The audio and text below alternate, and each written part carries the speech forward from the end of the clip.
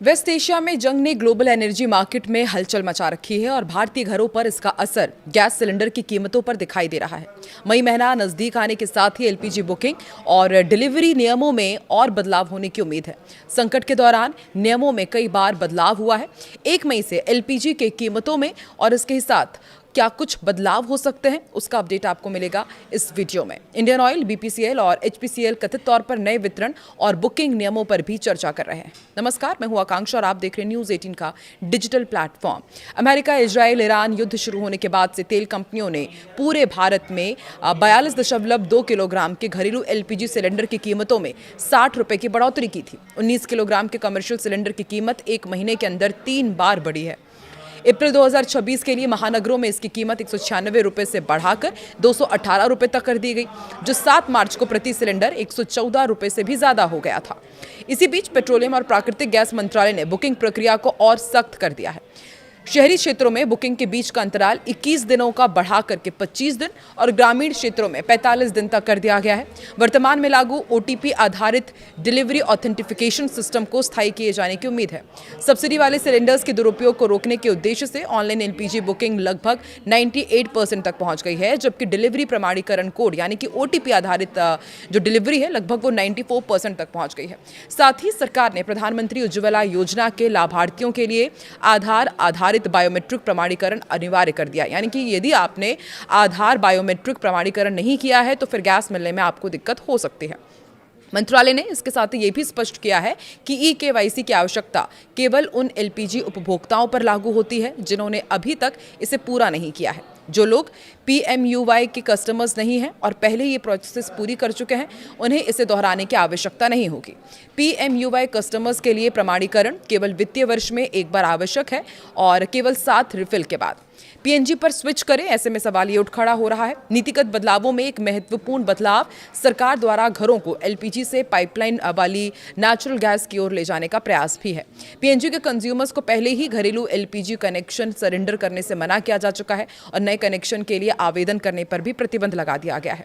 मार्च के अंत में एक सरकारी आदेश जारी हुआ था जिसमें एक कदम और आगे बढ़ते हुए कहा गया है कि अगर कोई परिवार अपने क्षेत्र में उपलब्धता होने के बावजूद पीएनजी में एलपीजी का उपयोग शुरू नहीं करता है तो 3 महीने बाद एलपीजी की आपूर्ति बंद कर दी जाएगी। आपको यह भी जानकारी दे दें कि मार्च से अब तक लगभग 5,45,000 पीएनजी कनेक्शन स्थापित किए जा चुके हैं और अतिरिक्त 2,62,000 कनेक्शन के लिए इंफ्रा तैयार है, जिससे कुल संख्या करीब 8,07,000 तक जा पहुंची है और करीब 6,14,000 ग्राहकों ने नए कनेक्शन के लिए रजिस्ट्रेशन भी कराया है। बता दें कि मौजूदा भू राजनीतिक अस्थिरता के बावजूद सरकार ने आश्वासन दिया है कि घरेलू एलपीजी, घरेलू पीएनजी और परिवहन के लिए सीएनजी की 100% आपूर्ति सुनिश्चित की जा रही है। कमर्शियल क्षेत्र में अस्पतालों, शैक्षणिक संस्थानों और फार्मा, इस्पात, ऑटोमोबाइल, बीज और कृषि जैसे क्षेत्रों को प्राथमिकता दी जा रही है। प्रवासी श्रमिकों के लिए 5 किलोग्राम के सिलेंडर्स की आपूर्ति भी दोगुनी कर दी गई है। हॉर्मुज़ टेंशन जारी है और इसे लेकर अमेरिका और ईरान के बीच ठनी हुई है।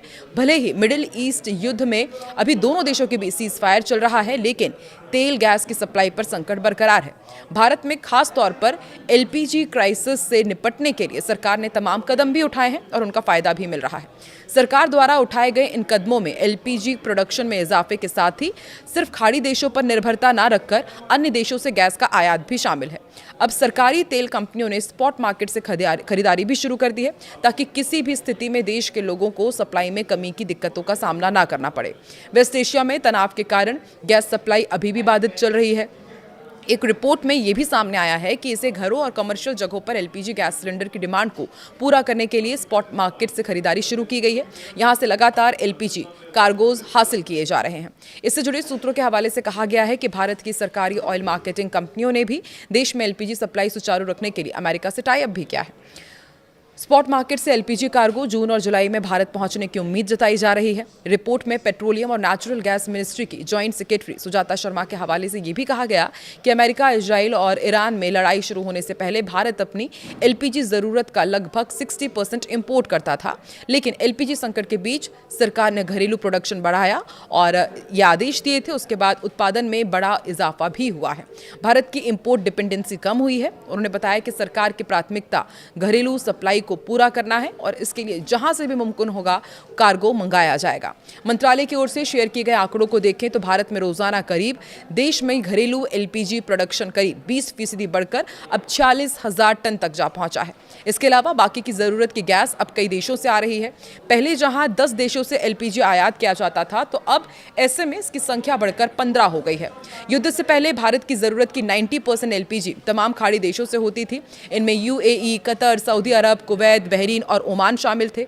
वहीं एलपीजी क्राइसिस के बीच इंपोर्ट डेस्टिनेशंस में अब विविधीकरण देखा जा रहा है और ये सरकार का प्लान भी है, लेकिन अब ज्यादातर खरीदारी अमेरिका, नॉर्वे, कनाडा, अल्जीरिया और रूस जैसे देशों से भी हो रही है। और इसके साथ बीते दिनों सरकार ने भी साफ किया था कि करीब 8 लाख टन एलपीजी का कार्गो पहले ही सुरक्षित कर लिया गया है और रास्ते में है।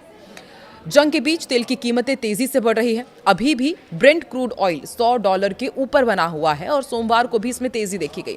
तेल की कीमतों में स्ट्रेट ऑफ हॉर्मुज के रुकावट के कारण आई हुई है और हालांकि अभी रॉयटर्स की रिपोर्ट में ऐसा दावा किया गया है कि ईरान ने हॉर्मुज खोलने पर सहमति जताई है और फिर से दोनों देशों के बीच बातचीत होने का अनुमान है।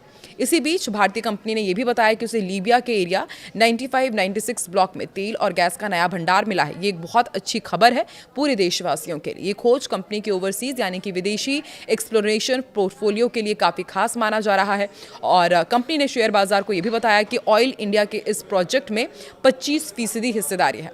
कंपनी एक भारतीय कंसोर्टियम का हिस्सा है जिसमें IOCL भी शामिल है।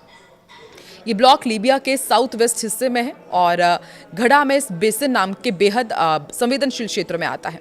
इस पूरे ब्लॉक का एरिया करीब 6,630 वर्ग किलोमीटर का है और इस ब्लॉक का ऑपरेशन सिपेक्स नाम की कंपनी कर रही है और यहाँ पर कुल 8 एक्सप्लोरेटरी कुएं भी बताए जा रहे हैं कि खोदने की योजना है। इनमें से अब तक 5 कुओं की ड्रिलिंग पहले से ही पूरी हो चुकी थी, जिनमें 2012 से लेकर 2014 के बीच 4 कुओं में तेल और गैस की खोज हुई थी। फिर से काम शुरू होने पर छठे कुएं में A196/02 की ड्रिलिंग की गई, जिसमें नई गैस और ऑयल गैस की खोज हुई है। खोज के बाद अब आगे क्या होगा? रिपोर्ट के मुताबिक कंपनी ने यह भी बताया कि लीबिया के नेशनल ऑयल कॉरपोरेशन यानी कि LOC ने इस कुएं को ब्लॉक की 5वीं खोज के रूप में अनौपचारिक मान्यता दे दी है। इससे ये स्पष्ट होता है कि इस इलाके में हाइड्रोकार्बन की मजबूत संभावनाएं हैं। अब इस खोज के विस्तार से आकलन किया जाएगा। इसके बाद इसकी क्षमता का पता लगाया जाएगा, जिसके बाद इस खोज को डेवलपमेंट स्टेप के तौर पर आगे बढ़ाया जाएगा। अब ये खोज क्यों खास है ये भी आपको समझाते हैं। देखिए, इस खोज से ऑयल इंडिया कंपनी की विदेशी संपत्तियों की वैल्यू बढ़ सकती है। दूसरी बात, भविष्य में उत्पादन शुरू होने पर कंपनी की आमदनी के नए रास्ते खुल सकते हैं। साथ ही कंपनी सिर्फ भारत में ही नहीं बल्कि विदेशी स्तर पर भी अपनी मजबूत पकड़ बना रही है।